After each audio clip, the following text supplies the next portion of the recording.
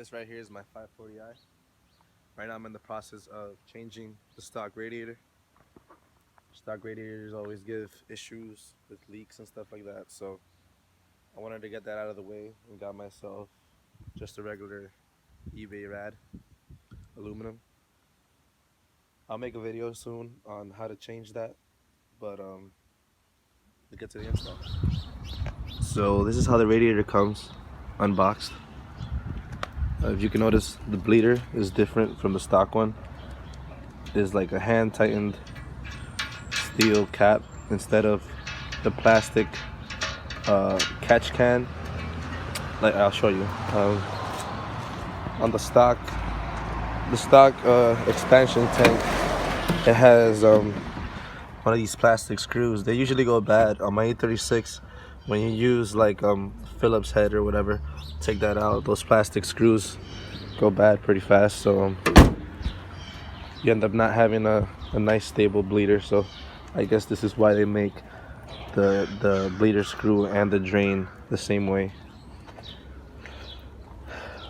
They usually say to take off the radiator you have to remove the fan clutch and fan, but in my case I was able to wiggle the radiator and fan shroud out with no issue. So let's see how well this thing sits down. So after a little finagling, I was able to sit this in nicely. You know, for eBay rad, everything looks like if it's lining up pretty damn good. So far so good. I don't know if you guys could hear me that well. One, because I'm kind of sick, and two, because I'm recording off my iPhone. So hopefully it has some good hearing qualities. But so last time when we left off, I wasn't able to finish off the video.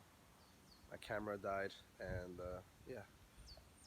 But going back to it, I was able to fit the fan shroud back in. Just had to cut off some excess pieces from the sides. I'll show you right. So basically the fan shroud had some excess like clips, I guess, to fall on the factory location spots. So I just had to cut those out.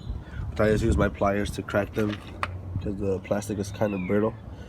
And it was pretty easy to do it. But I was able to fit it in there, make everything look back like stock. This fan is coming out today. I got two 10-inch fans. Hopefully I'll be able to fit them both under there. Try my best to do that and rig them up to a wire. The bleeder works great. This bleeder is actually, I think BMW should have made it like that other than having it like this, honestly. Just because that plastic screw always goes bad. That plastic screw always goes bad when you you know, over time with bleeding it, you know, depending on how many times you do it, it'll get worn out, so you won't have a bleeder, and then your car will start overheating and you'll be wondering why. So yeah, today we'll be able to weld the diff, put on the banner.